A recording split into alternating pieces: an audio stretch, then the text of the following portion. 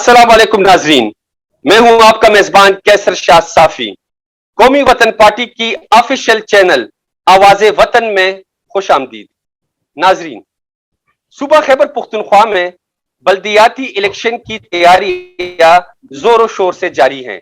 अब जबकि बल्दियाती इलेक्शन की सियासी जंग आखिरी हफ्ते में दाखिल हो चुकी है, लिहाजा उम्मीदवारान और पार्टियों की कोशिश है कि ज्यादा से ज्यादा लोगों तक पहुंचा जाए और उन्हें पार्टी प्रोग्राम के बारे में आगाह किया जाए। नाजरीन, इसी हवाले से हमने कौमी वतन पार्टी के उम्मीदवारान का तारीफी प्रोग्राम शुरू किया है ताकि अवामुन्नास को कौमी वतन पार्टी के तहसील नाजिमीन की सतह पर इलेक्शन लड़ने वाले उम्मीदवारों से मुतारिफ करवाया जा सके। इसी सिलसिले में आज जिस शख्सियत को हमने मदऊ किया है वो बिलाशुबा अपने जिले में एक बुलंद सियासी मकाम की हामिल शख्सियत है और उनका सियासी कैरियर कई दहाइयों तक फैला हुआ है आवाम की खिदमत और फलाह उनकी सियासत का खासा रहा है। आप कौमी वतन पार्टी सूबा खैबर पुख्तनख्वा की सूबाई काबीना में बतौर वाइस चेयरपर्सन जिम्मेदारियां संभाल रहे हैं और बल्दियाती इलेक्शन के हवाले से उनकी शख्सियत का अहाता किया जाए तो सूबा खैबर पुख्तनख्वा में वाहिद खातून उम्मीदवार हैं जो तहसील नाजिम की सीट के लिए इलेक्शन लड़ रही हैं। जी, हमारे साथ मौजूद है हरिपुर की हरदलजी शख्सियत डॉक्टर फायजा रशीद। खुशामदीद मैडम, आपका बहुत शुक्रिया कि आपने आवाज़े वतन के लिए टाइम निकाला। जी थैंक यू। मैं आपका शुक्रिया अदा करती हूँ कि आप मेरी आवाज पब्लिक तक पहुंचाने का वजह बने।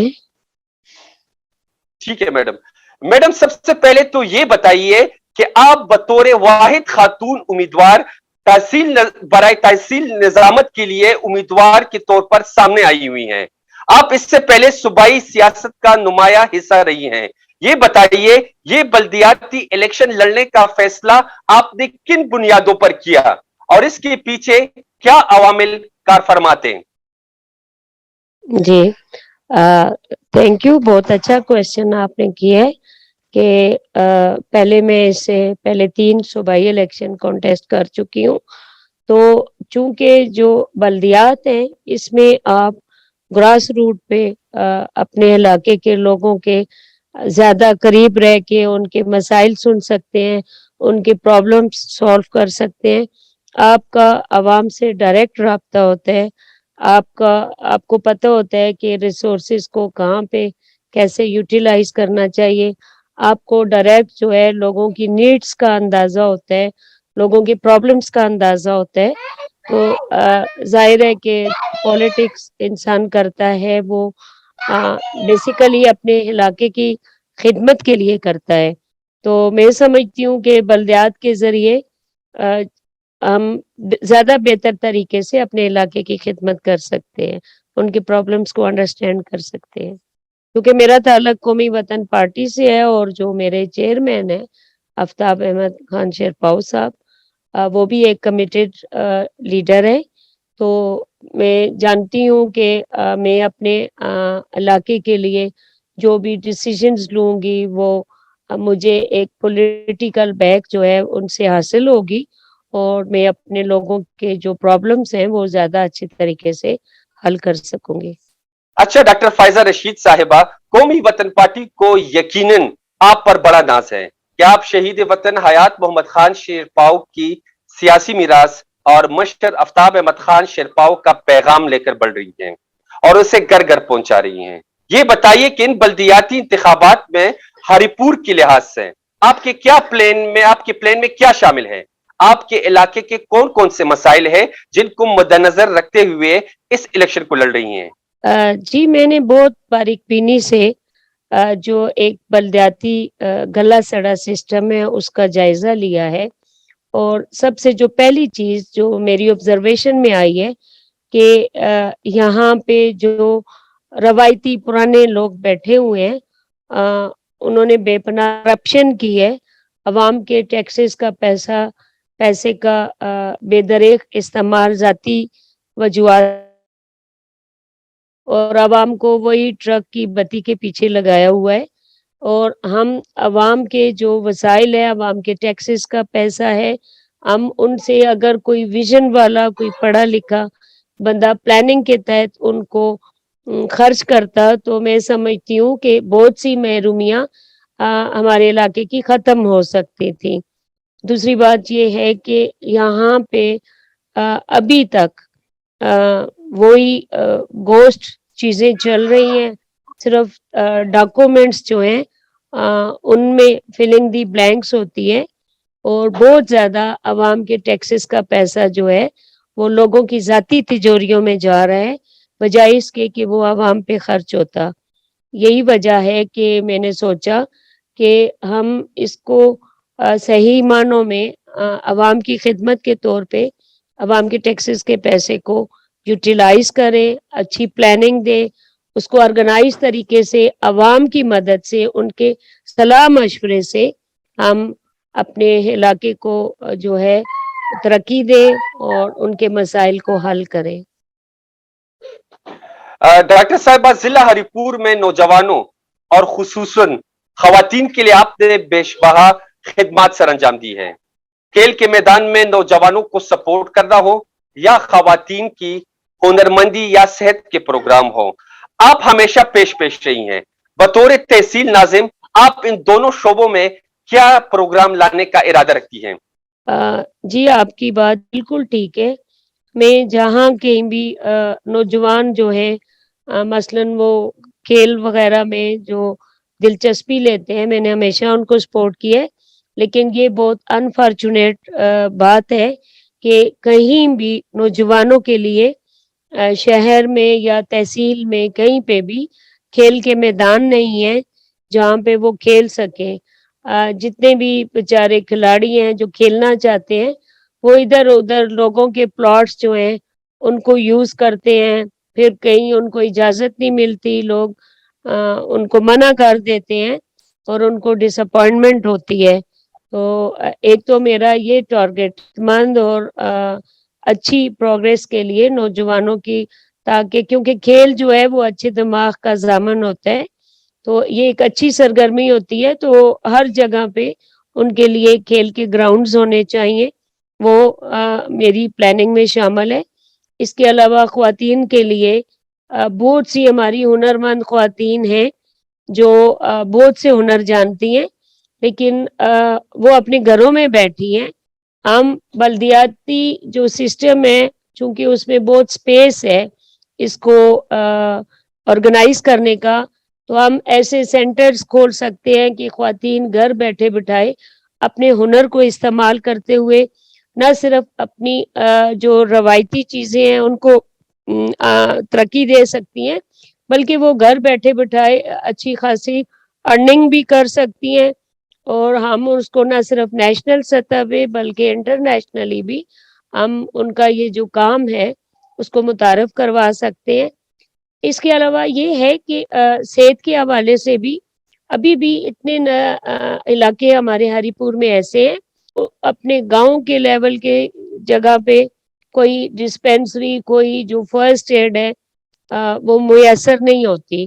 تو چونکہ الیکشن میں ہم ہر گاؤں میں ہر کونے کریے میں جاتے ہیں, تو ہمیں وہ ہماری پلاننگ میں ساتھ ساتھ یہ شامل ہوتا جاتا ہے کہ کس گاؤں کو کیا چیز چاہیے, کس کو کون سی پرابلمز ہیں. اور سیم تھنگ یہ جو ہے وہ نوجوان لڑکیوں کی ہے. ہماری بہت سی جو بیٹیاں ہیں وہ ماشاء اللہ ماسٹر ڈگریز لے کے گھروں میں بیٹھی ہوئی ہیں. ان کے روزگار کے لیے کسی نے کوئی اقدامات نہیں کیے. بس ایک ہی بات ہے جی کہ لڑکی جو ہے اس کو شادی کر کے دے دو, اور جب خدا نہ خواستہ کسی وجہ سے کوئی مصیبت آن پڑتی ہے تو وہ اپنے روزگار کے قابل نہیں ہوتی. تو میں سمجھتی ہوں ایسے بہت سے پروگرامز ہیں جو ہم اپنی پڑھی لکھی جو بچیاں ہیں ان کے لیے ہم بہت اچھے پروجیکٹ دے سکتے ہیں.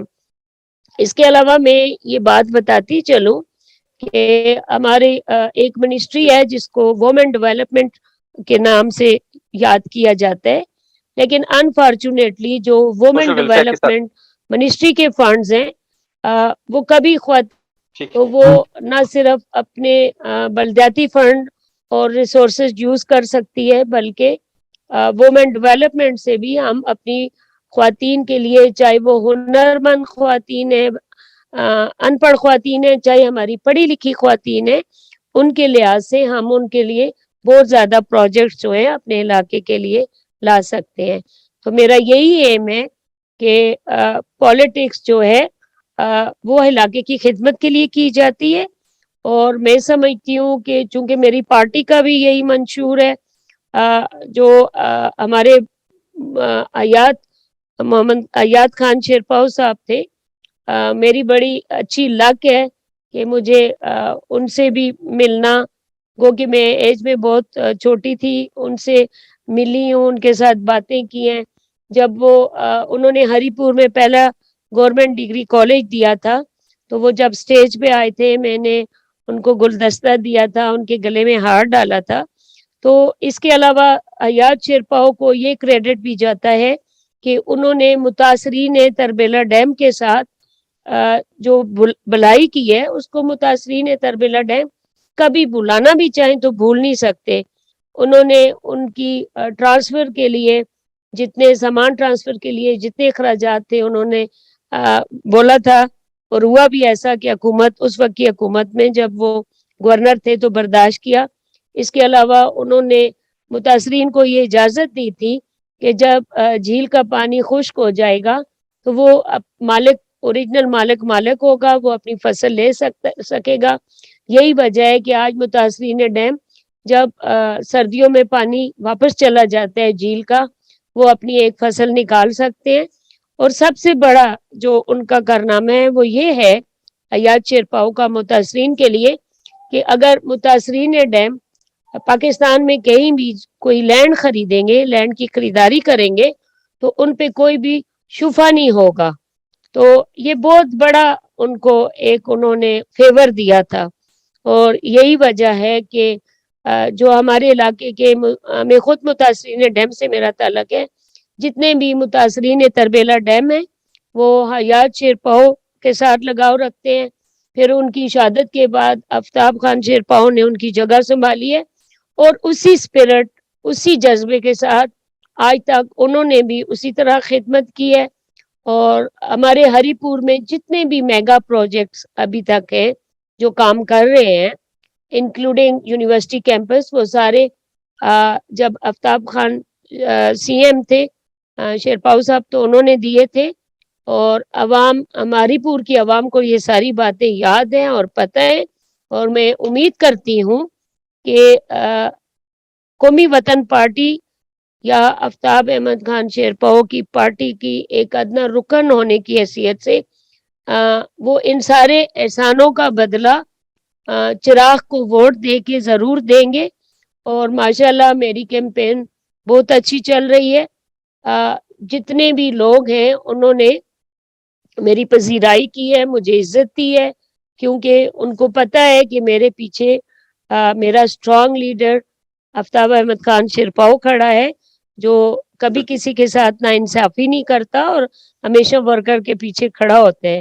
اور انہی صلاحیتوں کی وجہ سے عوام جو ہیں وہ الیکشن کیمپین میں میرا ساتھ دے رہے ہیں، میری عزت افزائی کر رہے ہیں. اور میں پوری امید کرتی ہوں جو میری کیمپین میں کارنر میٹنگز ہیں، جو میرے جلسے ہوئے ہیں، الحمدللہ ابھی تک جتنی بھی میری میٹنگز اور جلسے ہوئے ہیں، میرے جتنے بھی حریف کینڈیڈیٹس ہیں، گو کہ ان کا تعلق بڑی بڑی سیاسی پارٹیوں سے ہے، لیکن کوئی بھی ہماری میٹنگز کو بیٹ ابھی تک نہیں کر سکا، باوجود اس کے کہ جو کچھ لوگ ہیں حکومتی پارٹی کے لوگ، وہ سرکاری جو عملہ ہے اس کو یوز کر رہے ہیں اپنے جلسوں کو بوسٹ اپ کرنے کے لیے.